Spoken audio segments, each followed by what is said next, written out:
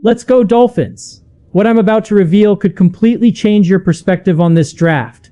Because, behind the scenes, the Miami Dolphins might be preparing a play that almost no one is talking about. And if it happens, it could elevate the team to title contender status. Or leave fans questioning everything. There's tension in the air, disagreement among fans, and signs that the front office might not follow the obvious path everyone expects. And believe me, when you put all the pieces together, it starts to look like something big is coming. But before I explain all this, I need to know who is unconditionally supporting the team. If you truly believe the Dolphins are on the right track, like the page right now, but only if you're a true fan.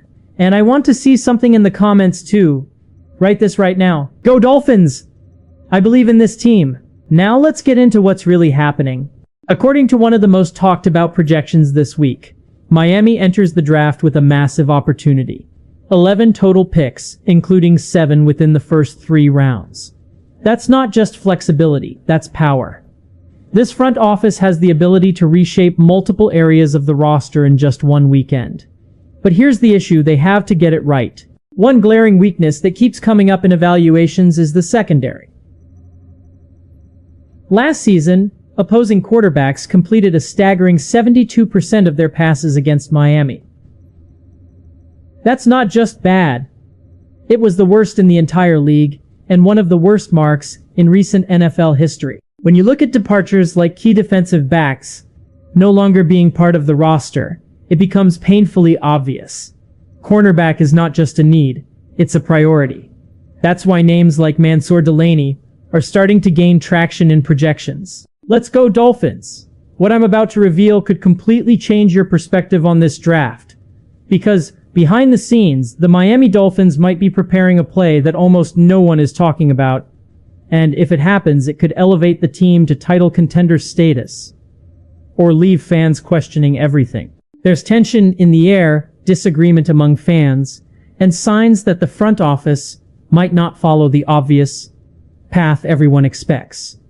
And believe me, when you put all the pieces together, it starts to look like something big is coming. But before I explain all this, I need to know who is unconditionally supporting the team. If you truly believe the Dolphins are on the right track, like the page right now, but only if you're a true fan. And I want to see something in the comments too. Write this right now. Go Dolphins! I believe in this team. Now let's get into what's really happening. According to one of the most talked about projections this week, Miami enters the draft with a massive opportunity. 11 total picks, including 7 within the first 3 rounds. That's not just flexibility, that's power. This front office has the ability to reshape multiple areas of the roster in just one weekend. But here's the issue, they have to get it right. One glaring weakness that keeps coming up in evaluations is the secondary. Last season, opposing quarterbacks completed a staggering 72% of their passes against Miami. That's not just bad. It was the worst in the entire league, and one of the worst marks in recent NFL history. When you look at departures like key defensive backs no longer being part of the roster, it becomes painfully obvious. Cornerback is not just a need, it's a priority. That's why names like Mansour Delaney are starting to gain traction in projections. And here's where things really start to get intense. Because when you break down all these scenarios, you begin to realize that the Miami Dolphins are sitting in a position where one single decision could completely shift the trajectory of the 2026 season. There's a strong argument being made internally that trading back might actually be the smartest move on the board. Think about it for a second. If Miami moves down from the late first round and stacks more picks early in day 2, they're not just adding players, they're increasing their chances of hitting on multiple impact starters. And based on one of the projections we analyzed, that exact scenario would give the Dolphins 5 picks inside the top 75. That's not just depth, that's a potential roster overhaul in real time. Now imagine how that plays out. You address cornerback early with someone like Mansour Delaney, then you come right back and grab a wide receiver with elite hands and versatility, and then you follow that up with a pass rusher who lives in the backfield. Suddenly, three of your biggest weaknesses are being attacked almost simultaneously. That's how contenders are built, not just with stars, but with waves of contributors. But here's where the controversy kicks in. Not everyone is sold on this quantity over position certainty approach. There's a loud portion of the fan base that believes if an elite talent falls to Miami's original pick, you take him. No hesitation, no trading back, no getting cute. Because passing on a top-tier player, especially at a premium position like corner or edge, could come back to haunt this franchise for years. And that's where the debate gets personal. We've seen mock drafts where Miami takes a corner early and fans love it. We've also seen mocks where they pass on higher-rated prospects for someone considered a scheme fit, and the reaction is completely different.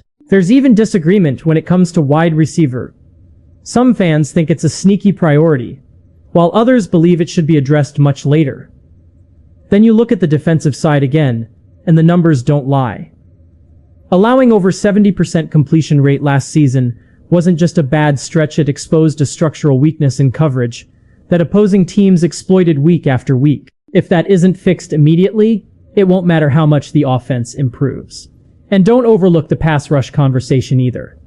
Pressure numbers sound great on paper, but fans are tired of seeing quarterbacks escape. The name TJ Parker keeps coming up because of his ability to generate pressure consistently. But the big question remains. Can he finish plays at the next level, or will Miami once again be left with almost sacks instead of game-changing moments?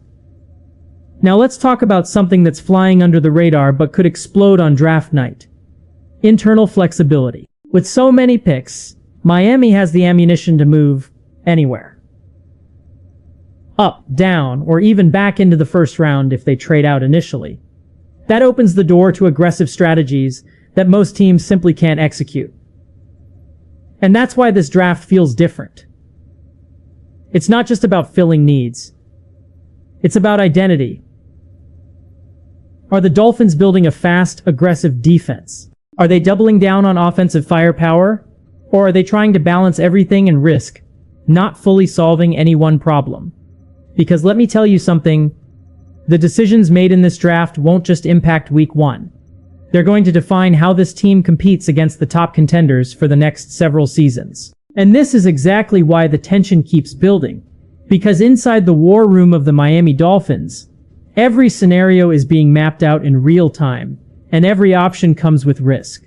Let's take that trade back idea one step further, because this is where things could get wild. If Miami moves down and still lands a starting caliber corner like Mansour Delaney, while also adding a wide receiver and a pass rusher shortly after, you're suddenly looking at a draft class that impacts three levels of the team immediately. Secondary, pass rush, and offensive weapons all addressed within the first 48 hours. That's the dream scenario. But here's the part nobody wants to admit. It only works if those players actually hit. Because if you pass on a higher-rated prospect at pick 30, and he becomes a star somewhere else, fans will remember that decision forever. That's the pressure. That's what makes this moment so defining. Now let's flip the perspective. What if Miami stays put? What if they don't trade back, don't get fancy,